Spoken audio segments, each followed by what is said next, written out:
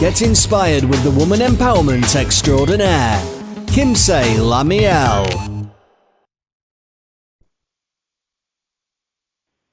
Yay. Okay, so this is day 2, Money Madam.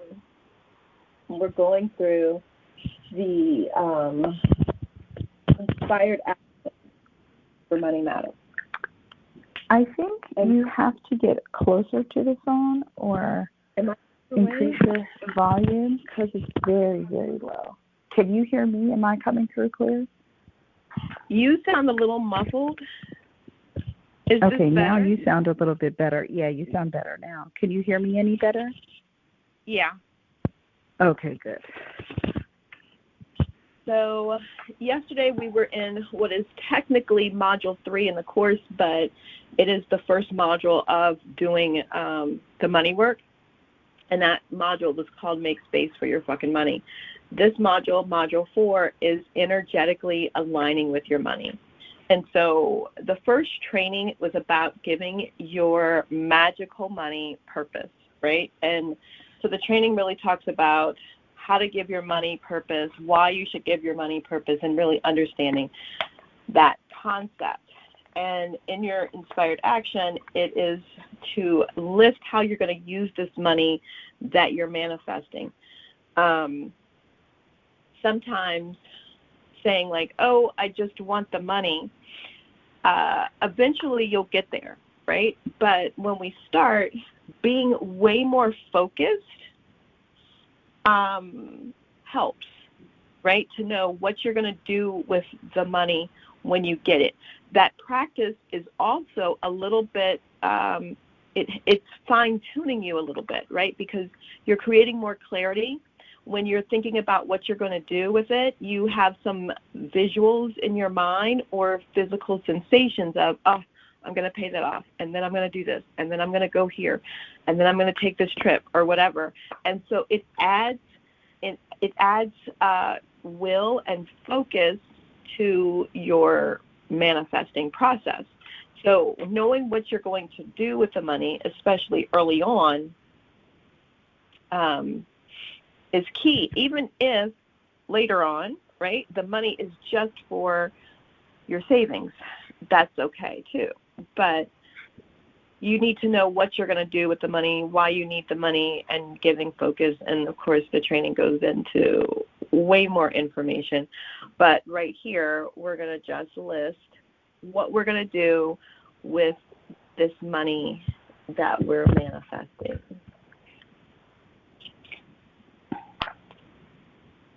Okay. So I'm going to put 1K here. -200.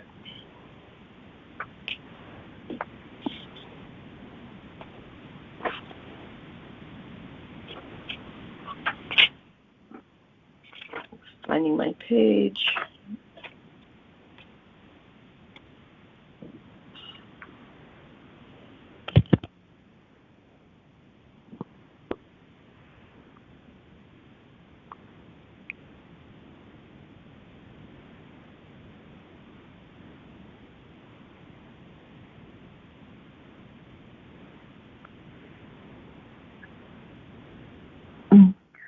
I think I got it. Okay. And then step 2 in that assignment is how the hell does the money feel? So how does it feel to have the money? How does it feel to do those things with the money? So this is, this writing is really about the emotion of it, right? So having this this money feels like relief. It feels like expansion. It feels like success. It feels like happy. It feels, you want to use those words.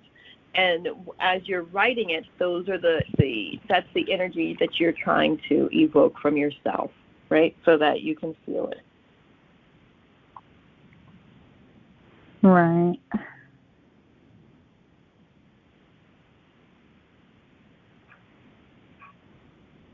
Yeah, I can only think of one thing. One emotion. Oh, okay. Something else just came up. Well, if you hold that emotion for like 17 seconds, other ones that are very similar will follow. Yeah.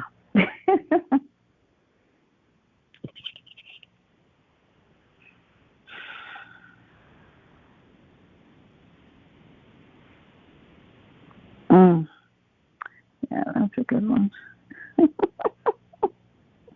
See?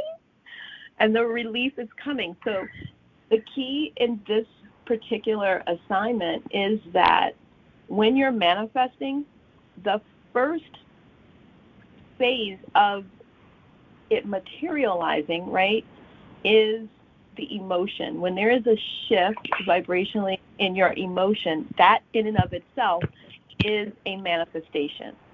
So if you can start to feel what it's going to feel like, then you know it's about to materialize. That's funny you said that, because the next emotion that just came up was like that it's happening. It See? just feels like it's happening. Yeah. Just as you were saying that, I was writing it down.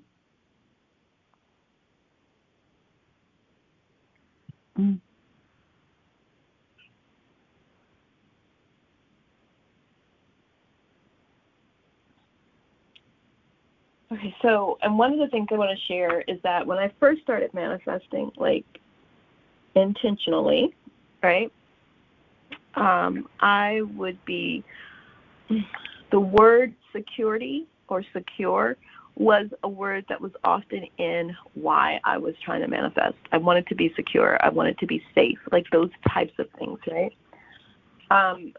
Over time, those words came up less and less as the reason why I was manifesting this or that or money or what have you.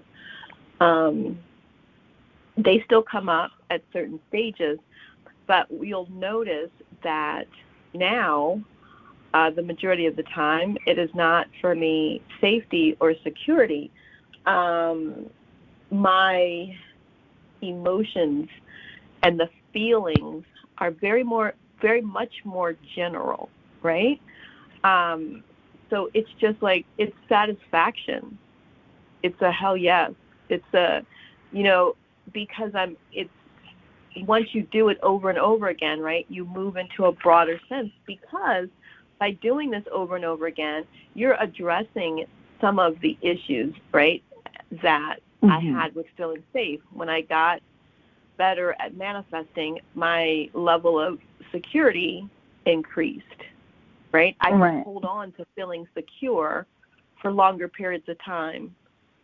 And I wasn't as afraid because I knew I had all of this proof of what I had done before. So it does shift. It does come back, right? But also shifting out of it is faster if it does come back. Right. It's like that, I've done it before, so I know I can do it again type thing. Right. It's like, they say most millionaires, like, lose their money at some point, right, early on. Right. But they typically make it back in less than half the time it took them to get it the first time. Because they know what it is. Right. Yeah. So that's quite comforting. That that is quite comforting. I'm going to write that down. Yeah, they get their first million and they fucking blow it. They go broke or whatever. But they always make it back in less than half the time because they know what it takes. They remember and they learn from their mistakes. So they make the necessary adjustments and then it's right back. Like in sometimes less than a year, they're fucking millionaires again because They know what that vibration is. They know what it feels like. They know how to sustain it. They've been it. They've lived it. So they just go back into re-embodying it and make better decisions.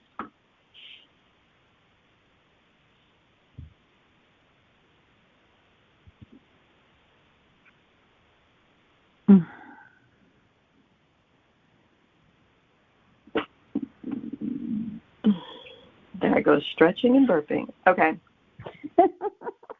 So, the next training in Module 4 is the MF Money Multiplier. And so in that training, the motherfucking money multiplier is gratitude. And when I first started my YouTube channel, I did a lot of videos about gratitude. Gratitude really did change my life from, shitty to, spectacular in a lot of ways. It really did. And it shifted my mindset. So I say that about YouTube because right now on YouTube, there's like a bunch of videos. If you go back into the manifesting playlist, there's videos that I did, 5-6 years ago on gratitude and how it changed my life, from the gratitude jar to setting my alarm every hour for something to be grateful for. I mean, at some point in my life, it became annoying, right? But the alarm, but seriously, when I needed to make the shift, right? So this is also important to know about growth and expansion. For example, yesterday we were talking about clean your wallet, clean your purse, right? Right. On the cleaning side, for me, even if it's I'm feeling heavy, I'm feeling a lot of resistance, I go into cleaning. But my level of cleaning is really mild compared to other people because there's a certain level of cleanliness that I'm able to sustain because I associate that cleanliness with my ability to focus and to expand and to manifest, right? So the same with gratitude.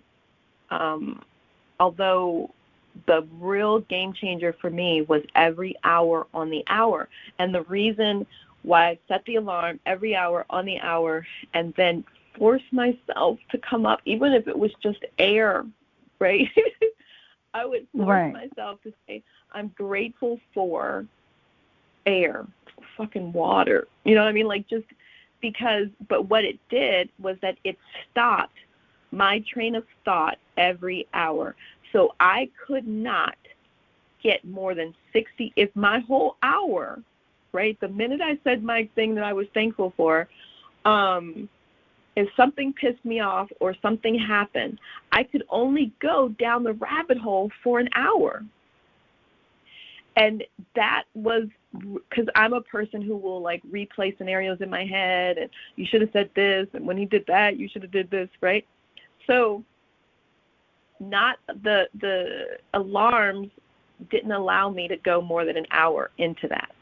And at that point in my life, it was life-changing because I could spend all fucking day doing that. Right.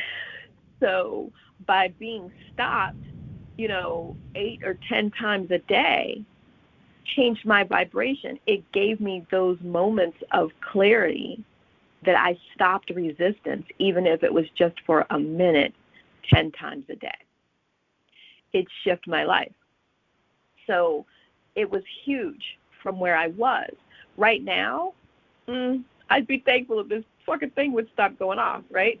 Because I'm doing something. But what shifted was then I started doing gratitude, writing 3 things I was thankful for at night and 3 things I was thankful for in the morning. And I was able to hold the energy of gratitude for longer periods of time. So I didn't need the 1-hour reminders because I had shifted. You see what I'm saying? So I grew because I was able, and I'm able to hold the energy of gratitude for longer periods of time. So that method no longer really serves me. If I'm going through something rough, it definitely will help. But so it's okay to leave practices that are not serving you anymore. So back then it was life-changing. Today it would be aggravating. So that's not the thing to do. Right. Because the aggravation takes you away from the whole point of it going off. But it really, helped me get out of my head. So you can expand past certain practices, or certain practices may be a lot easier for you because of where you are. But wherever you are, there's always going to be a level up in gratitude, right? And if you go to the next level, it is a game changer every single time. So right now, and then you know what I started doing? I was going on gratitude walks. So I would just walk, and while I was walking, I would just think of things that I was thankful for. And that's all I would think of the whole walk. And when it was over, I was done. So I wasn't writing every morning and every night at that point, but I would take that walk once a day, sometimes every other day if things got busy. But I could hold the vibration longer, and the walk was longer than the 2 minutes it took me to write those things in the daytime and nighttime. But you see what I'm saying? So at different points in my life, it helped. So you've got to figure out where you are so you can go to the next level of gratitude, right? So this assignment is to make your gratitude list. So if you sit right now, what's key whenever you're doing a gratitude list, things that you are grateful for, is to feel it, right? And again, sometimes, like I said, I would just be like, oh my God, at least I have water, right? I had to find something. I remember at one point I had stayed at a cousin's house, and he had water, but he had no fucking hot water. So, to not complain that he didn't have hot water, I just had to be grateful for water. And so water was like really big, like every day. Yeah, I would imagine. Until I left, because like, oh my God. And then I was so thankful for hot water. I was so thankful for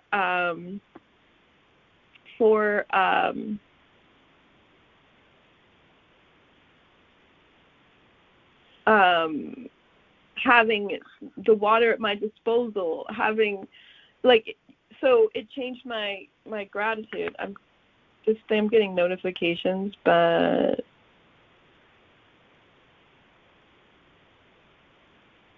so yeah, right now we're just going to make a list of things that you're thankful for. I always say strive for 5, right? If it's hard. If it's not hard, let as much flow as you can. If you're in a really bad situation and you can't do 5, do at least 3, because you can always be thankful for air, for water, right? And the fact that you're free, the fact that you woke up, right? And when I first tried to get my daughter to do this, like literally she would say the same things over and over again. Like she could not think of anything that she was thankful for outside of like the necessities. Like I'm not sleeping outside. Right. Whereas now she's way better. So it's funny because, I used to walk Cameron to school every morning when we lived in California, and she's a grumpy person when she wakes up in the morning anyway. She's just kind of grumpy. She doesn't want to get up and that sort of thing. So on the walk to school, we would kind of play like a gratitude game. So it was, list 5 things that you're thankful for. And, we do that on the walk. And a lot of times it was just 5. And then a lot of times it, turned into the entire walk. We were talking about, the things that we're grateful for. And then, kind of bouncing off of each other. Oh, yeah, that's good. And what about this? And what about that? And, we would come up with it. And it, just kind of helped her to wake up in the morning and helped her to start her day off positively, so she wasn't so grumpy by the time she got to school. I mean, it wasn't a far walk, but, it was, I think just enough to kind of get her going in the morning and, keep her on a good in a good headspace, to start her day.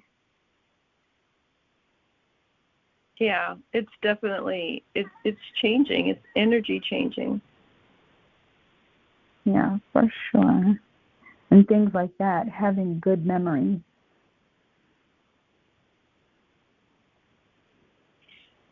So I'm going to make a list.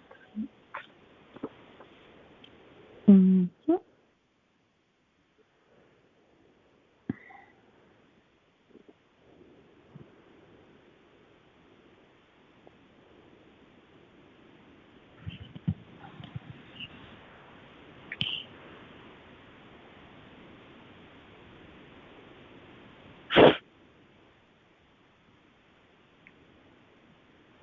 I've got a few things. I think, I think right now in this moment I'm maxed out of things right now. So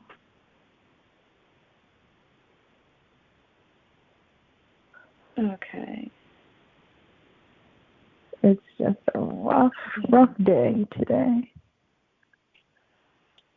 And that's okay. I mean, this is designed to hopefully help shift. It's definitely helping. It's definitely alleviating, some of the rough day feelings. So.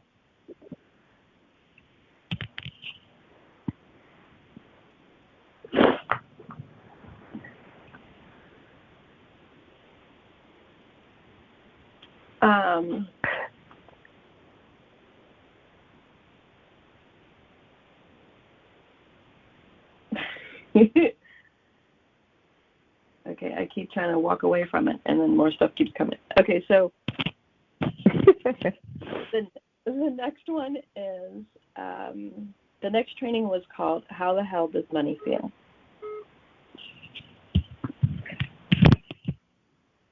Okay. And so this is really, again, right, so this whole module is about the feeling of things, as you can see. It's about getting your emotions there.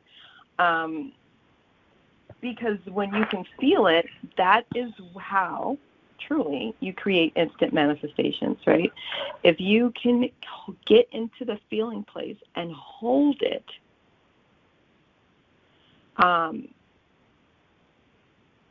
it materializes. So the longer you can hold it, the faster it will materialize.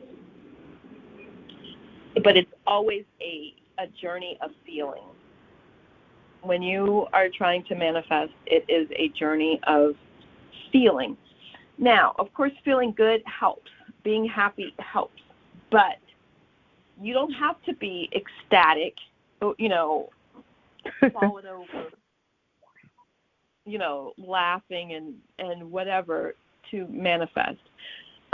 Sometimes that feeling of satisfaction, that feeling of everything is perfect, that feeling of, being centered and grounded is the same thing.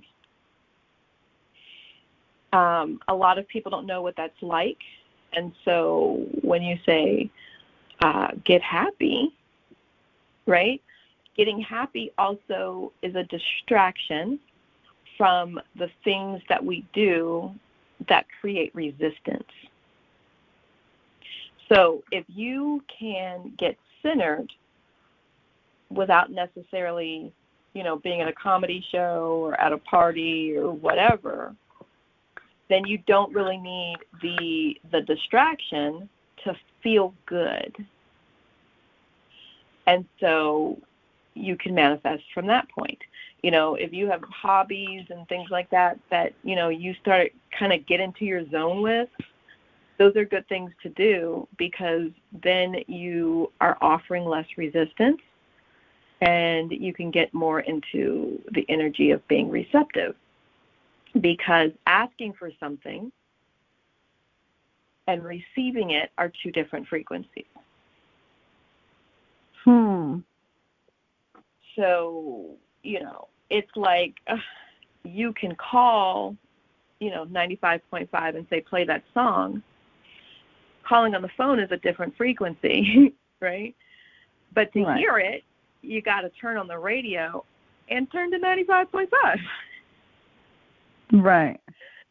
So even if you only turn on the radio, but you're on 93, you're not going to hear the song. So once you've asked, you have to shift your frequency to allowing, to receiving, to being receptive. And the best way to do that is simply by not offering resistance. There's no other real work in it but to not offer resistance. So how do you get into the non-offering of resistance? Right? It's that feeling place. So everybody's feeling, or how money feels for everybody is a better sentence. How money feels for everyone is a little bit different at different points in their lives. Like, you can listen to like Abraham or something, and then they'll do like a rampage, and that feels great when you hear it. But yours may be slightly different because you're coming from a different place. Maybe different words evoke different things for you. It's sort of like when I was a wedding planner, white flowers to some women meant love and purity, but white flowers also represented death and despair and, devastation, because those were the flowers that they put on someone's grave that they loved dearly or what have you, right? So we give meanings to different things. Certain things evoke us, like, I love kittens. Some people are scared of them. So that may not be the thing for you. Right. So how does it feel, really, is a little like, how does it feel when you're paying off from the first training? How does it feel when you're paying off or doing whatever you wanted to do with that money that you have manifested, right, that we first did? But this is an elaboration, right? This is the extreme. This is not just how it feels in your head, but how does it feel in your body? How does it feel in your heart? How do you feel about yourself? Okay.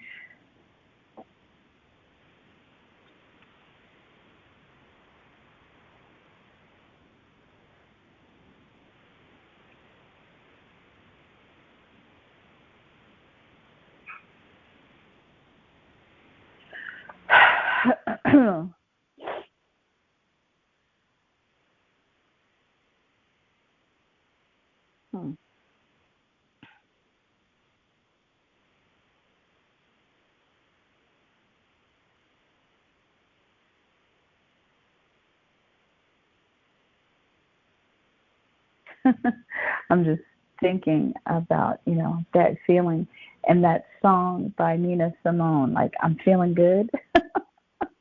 I can hear that in my mind playing. It just feels good. Just good. And so when you're feeling good, like, there's like less tension in my body. My heart feels light. Relaxed. Yeah. Right. Relaxed, light, open, receptive. It may be successful, empowering, unstoppable, magnetic.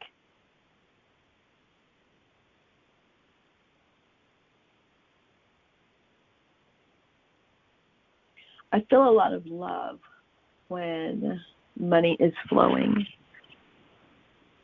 Yeah.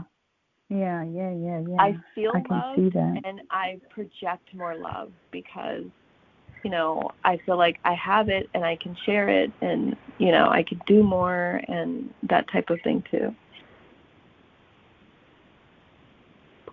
Right.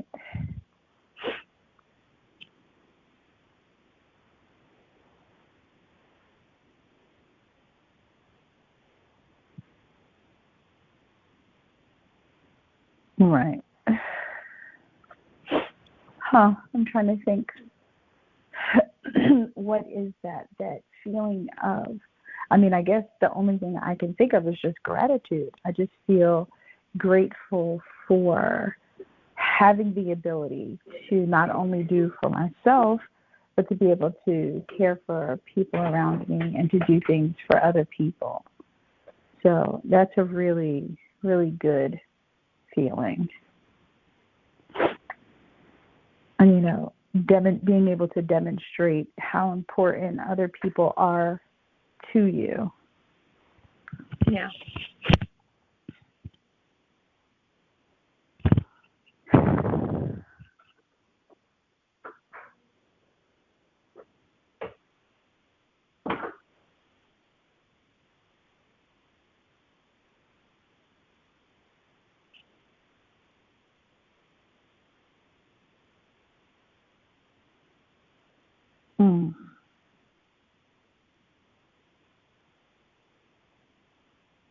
I just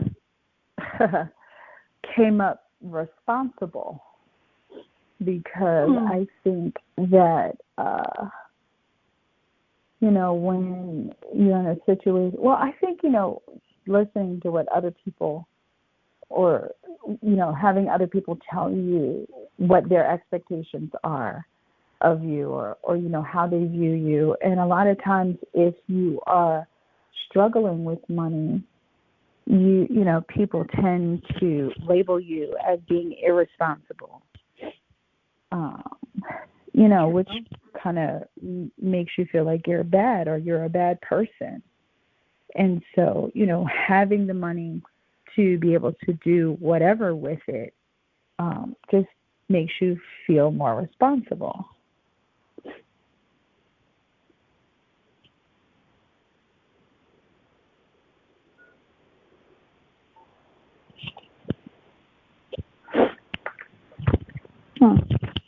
That's interesting.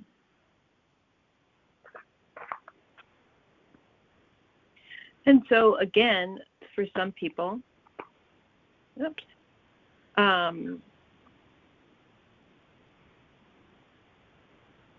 it's not the same, right?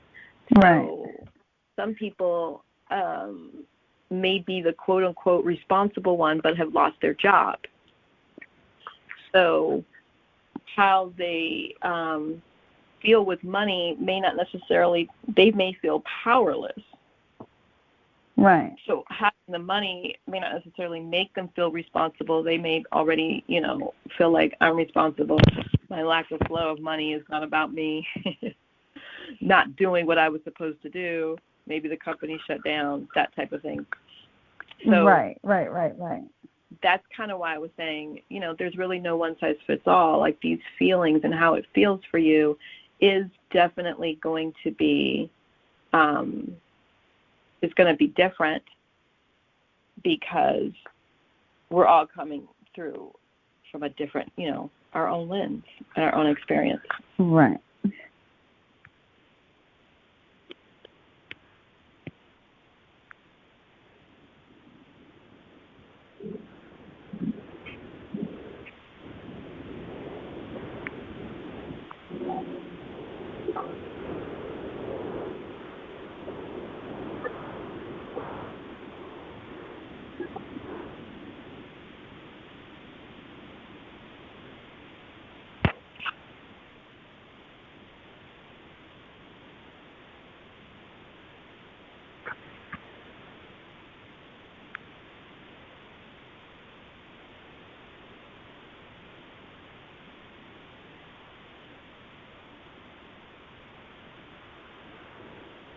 Yeah.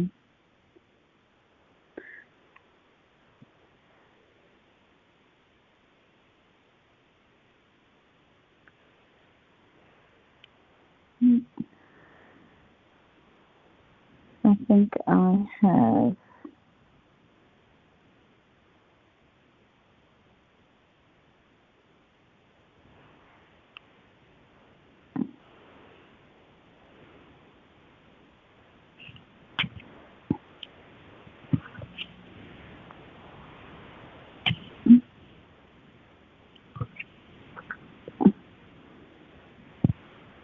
Yeah, I think I've gotten out what I need to in the moment. So this work from today is something that you should go back and visit every day, right? Even if you're just having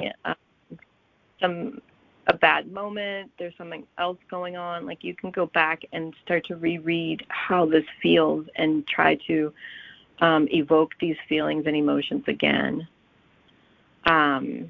within you so that you can remember how money feels and reconnect with that energy. The longer you can hold it, the faster the money will come to you. Right. So that is it for Module 4. Yay! Thank you so much. No, it's really, really helpful because, you know, I think a lot of times, especially, well, for me, I know I'm in my head a lot and I'm, you know, thinking and all of that stuff. So I'm not really actually verbalizing a lot of things, you know, especially if I feel like I'm struggling. And so being able to, like, get it out and get it on paper is super helpful because, you know, it's not like I'm still not, you know, voicing it, not verbalizing it, but at least, you know, it's out. And so, and then having a written record of the feelings, you know, that you can, like you said, go back and revisit it and, you know, remember it is, you know, going to be really helpful. So in terms of getting into that space, you know, like kind of changing the headspace and, you know, giving it a focus. Definitely. Every day is not going to be your best day, right? But as you work through the process, you'll have fewer really, really low days.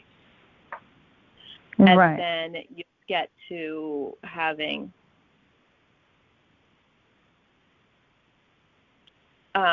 you'll get to the point where you're having fewer bad days and they don't last as long. So, like, they won't be bad days, right? Eventually we'll all get to the point where you had a bad moment, right? Right. And, you know, that's funny. It's about, you know, even shifting how you talk about it. Because I really am not having a bad day because I haven't lived the entire day yet. And, you know, things can change in any moment. And so... And you really have the control. Like, we really legitimately can decide, right? So even when really, really shitty stuff is happening, we can make the decision to still feel good. Feeling good when someone has done something shitty is not saying that it's okay, that you accept it, that you are co-signing it. It doesn't do any of that. It just means that you are deciding to be in a receptive mode for what is good instead of expanding and giving more energy and focusing on what is bad, right? So no matter what is happening, you can still decide to be okay. I mean, even in something as severe as death, we ultimately can decide how we feel about it. There's going to be emotions. There's going to be a process. But there are people that I have met who, like me, has lost a child, but they've never been the same. Or better. You know what I'm saying? Like that, right. they've decided that is it. And so year after year, they're still in that zone. They never decided to grow and expand and not view it as a loss, because a lot of times how we are seeing a thing is exactly what causes how we're thinking about it produces those emotions, right? So when we're when we're feeling trapped, we're having these thoughts of, you can't do what you want to do, when in reality, you really can't, you get to decide. So those bad days, those bad moments, those things. So instead of it being bad days, bad moments, instead of something horrible happening, you kind of realize, like, hey, I'm having some contrast. And you know what? I don't really like this. So I'm going to start thinking about it like this, because you realize that you are creating everything that you're experiencing. So when you experience something you don't like, you have to shift how you're thinking and your beliefs around that situation. And then the situation will change. That's really good.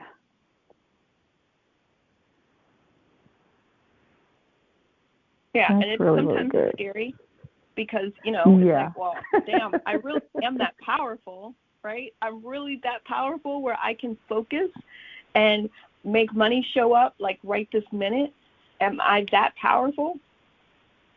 Then we experience money, but then we start looking at, like, okay, now I could do this, but what about these people and what about these things? But then the reality is that you are that powerful to where those people around you can show up or not show up based on you. And how they show up is based on you. Right. Because you're creating everything. Not to overwhelm you or anything, but yeah. No, no, not overwhelmed at all. Just listening and learning, just, kind of internalizing it all. Right. I mean, it's all about practice, and it's all about, I'm making a lot of noise, aren't I? No. Shifting. I'm like messing with the bottles in the drawers. But it's really shifting your focus, realizing that. So, and this is the other thing. Society and the programming says that if you don't like your life, you don't like your career, you can go back to school, you could do this, you could do that. It makes it seem like a long-ass time. Right? Right. When in fact, you can shift right now vibrationally and change the whole situation around at any time. Right? So no matter what's going on or where you are, the whole situation can be changed for you.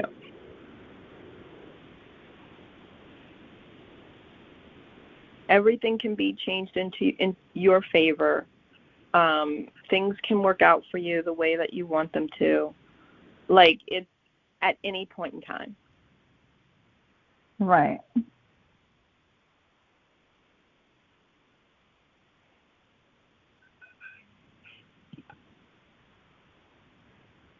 Because we have that power. Right. And that's the good thing. It's so good to know. Yeah. So that is, look at here. Let me go back to the controls. So that is the end of Module 2's, what is this? Inspired Actions with Money Madam. Awesome. Thank you so much. It doesn't sound like it went.